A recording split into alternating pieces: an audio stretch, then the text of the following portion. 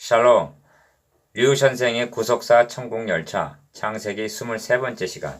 세워주신 언약을 맹세로 보증하신 하나님.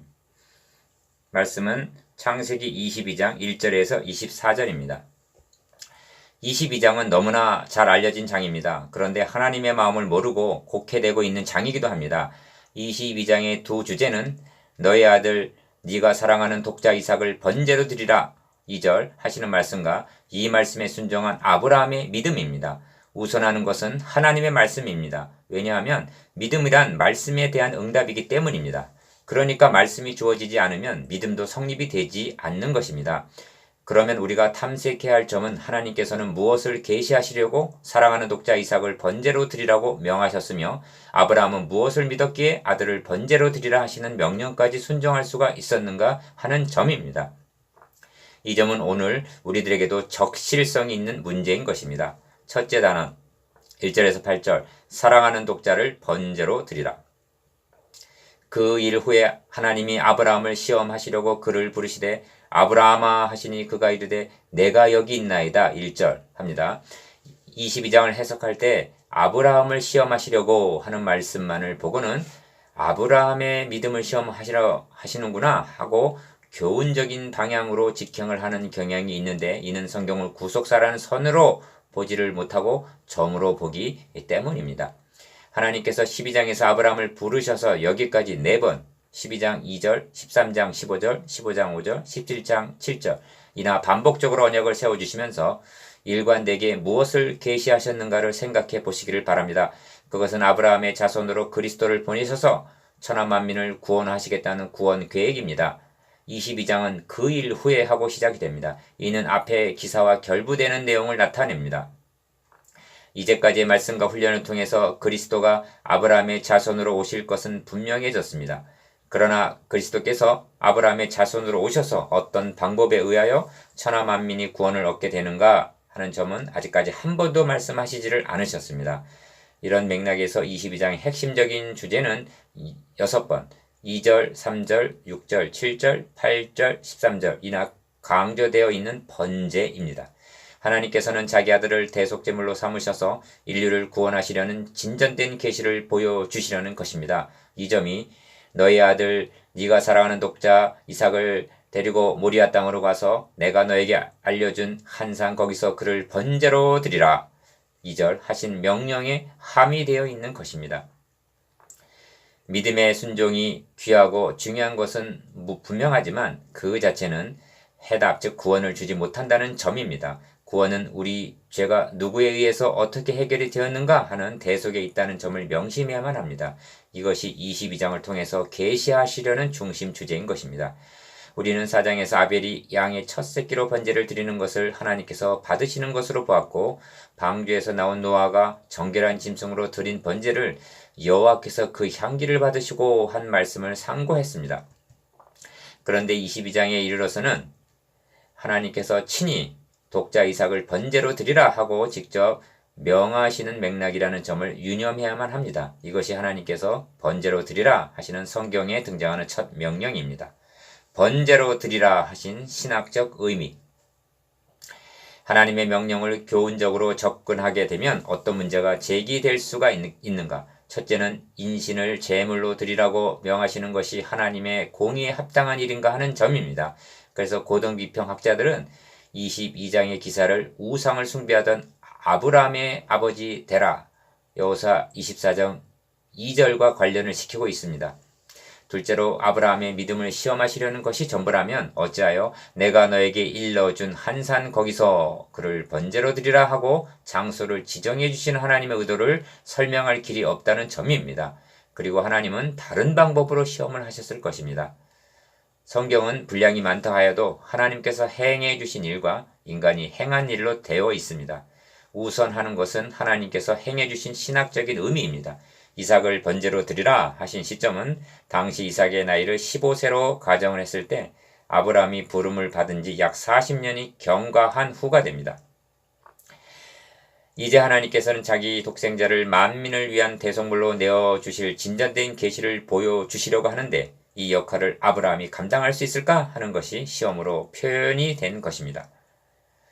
구약 성경에는 하나님께서 제물을 드리라는 말씀이 참으로 많이 등장합니다. 한 예로 민수기 28장과 29장에는 제물을 드리라는 말이 각각 28번, 합 56번이나 등장합니다. 이는 받기를 좋아하는 하나님을 나타내고 있는 것이 아니라 자기 아들을 대속물로 내어주실 메시아 언약을 잊지 않게 하시려는 의도에서 하시는 말씀인 것입니다. 실체로 나타내신 복음서도 이런 구조로 되어 있습니다. 그 분기점이 너희는 나를 누구라 하느냐 하고 물으신 마태복음 16장 15절입니다. 주님께서는 베드로의 주는 그리스도시요 살아계신 하나님의 아들이시니이다 하고 하는 고백을 들으신 후에야 이때로부터 예수 그리스도께서 자기가 예루살렘에 올라가 장로들과 대제사장들과 서기관들에게 많은 고난을 받고 죽임을 당하고 제3일에 살아나야 할 것을 제자들에게 비로소 나타내시니 합니다. 마태복음 16장 21절. 예수가 누구신가? 그분이 왜 오셨는가? 이것이 복음서의 두 주제입니다. 이를 분리를 하게 되면 복음이 사라지고 맙니다. 여자의 후손을 아브라함의 자손으로 보내시어 인류의 죄를 대속하심으로 구원하여 주시겠다는 것이 구약 성경의 두 주제인 것입니다. 인간의 화답인 믿음. 아브라함이 아침에 일찍 일어나 나귀 위에 안장을 지우고 두 종과 그의 아들 이삭을 데리고 번제에 쓸 나무를 쪼개어 가지고 떠나 하나님이 자기에게 일러주신 곳으로 가더니 합니다. 3절. 아브라함은 생애 중 두 번의 엄청난 결단에 직면하게 되는데 첫 번은 여호와께서 아브라함에게 이르시되 너는 너의 고향과 친척과 아버지의 집을 떠나 내가 너에게 보여줄 땅으로 가라. 12장 1절 하셨을 때의 결단이요. 두 번째는 본문에 등장하는 너의 아들 네가 사랑하는 독자 이삭을 번제로 드리라. 22장 2절에서 명하셨을 때의 결단입니다. 이 두 번의 명령에서 첫 번에 말씀하신 내가 너에게 보여줄 땅이란 그리스도가 태어나실 땅이요. 두 번째로 내가 너에게 일러준 한 산 거기란 모리아산인데 훗날 솔로몬이 성전을 건축한 터였던 것입니다. 그리고 성전은 임마누엘의 모형이었던 것입니다. 하나님께서 아브라함에게 세워주신 언약의 핵심은 자손입니다. 그런데 첫 번 명령은 그 자손이 태어날 땅으로 가라 하신 것이고 두 번째 명령은 대성물로 세우실 한 산으로 가서 번제를 드리라 하고 계시의 초점을 번제라는 한 지점으로 집중시켜 나가셨던 것입니다. 이런 맥락에서 아브라함이 부르심을 받은 사명의 절정은 너의 아들 네가 사랑하는 독자 이삭을 데리고 모리아 땅으로 가서 내가 너에게 일려준 한 산 거기서 그를 번제로 드리라. 22장 2절에서 하신 역할이라고 할 수가 있습니다. 메시아적 사명의 절정도 십자가를 앞에 놓으신 주님께서 그러나 내가 이를 위하여 이때에 왔나이다. 요한복음 12장 27절 하고 말씀하신 십자가였던 것입니다. 하나님께서 보여주시려는 이 영광스러운 계시를 아브라함이 믿음으로 히브리서 4장 2절 하지 못했다면 보여주실 수가 없으셨을 것입니다. 죽은 자를 살리시는 하나님. 하나님의 명령이 떨어지자 아브라함은 큰 갈등에 직면하게 되었을 것은 분명합니다. 그것은 독자 이삭을 번제로 드릴 것인가 아닌가에 대한 인간적인 갈등이 아닙니다. 중요한 요점은 이삭은 언약의 씨가 아닌가. 언약을 계승할 씨를 번제로 드리라 하신다면 하나님께서 천하 만민이 복을 얻으리라 하고 세워주신 메시아 언약은 폐지하신단 말인가 하는 신학적인 갈등이었던 것입니다. 아브라함은 순종하였습니다. 그렇다면 해답을 얻었단 말인가? 그렇습니다. 아브라함이 얻은 해답은 그에게 이미 말씀하시기를 너의 자손이라 칭할 자는 이삭으로 말미암으라 하셨으니 그가 하나님이 능히 이삭을 죽은 자 가운데서 다시 살리실 줄로 생각한지라. 히브리서 11장 18절에서 19절 라고 한 죽은 자 가운데서 다시 살리심 이것이 해답이었던 것입니다. 이 점을 로마서에서는 그가 믿은 바 하나님은 죽은 자를 살리시며 없는 것을 있는 것으로 부르시는 이시니라 하고 말씀합니다. 로마서 4장 17절. 그리고 아브라함의 해답은 의로 여기심을 받을 우리도 위함이니 곧 예수 우리 주를 죽은 자 가운데서 살리신 이를 믿는 자니라. 로마서 4장 24절라고 하신 우리가 믿어야 할 대답임을 명심하시기를 바랍니다. 이 해답을 믿는 믿음만이 의롭다함을 얻는 믿음이요 구원에 이르는 믿음인 것입니다. 그러므로 중요한 요점은 아브라함의 고뇌가 아니라 하나님께서 세워주신 언약의 불변성에 있는 것입니다. 그러므로 인간의 화답은 어떤 경우 어떤 상황에서도 하나님께서 세워주신 언약을 믿을 것인가 아니면 불신할 것인가 하는 믿음의 문제로 대두가 되는 것입니다. 그런데 아브라함은 바랄 수 없는 중에서도 세워주신 언약을 이루실 것을 믿었다는 것입니다. 인류의 시조 아담 하와는 낙원에서 하나님의 사랑에 의심하고 먹으면 반드시 죽으리라 하신 언약을 불신했던 것입니다. 그러므로 하나님께서 우리에게 기대하시는 바는 하나님의 언약에 대한 믿음입니다. 아브라함은 하나님께서 왜 이삭을 번제로 드리라 명하시는가 하고 의문을 제기한 것이 아니라 하나님이 능히 이삭을 죽은 자 가운데서 다시 살리실 줄로 생각한지라, 즉 세워주신 언약을 이루시기 위해서 죽은 자를 살려주실 하나님으로 믿었다는 말씀입니다. 아브라함의 증언.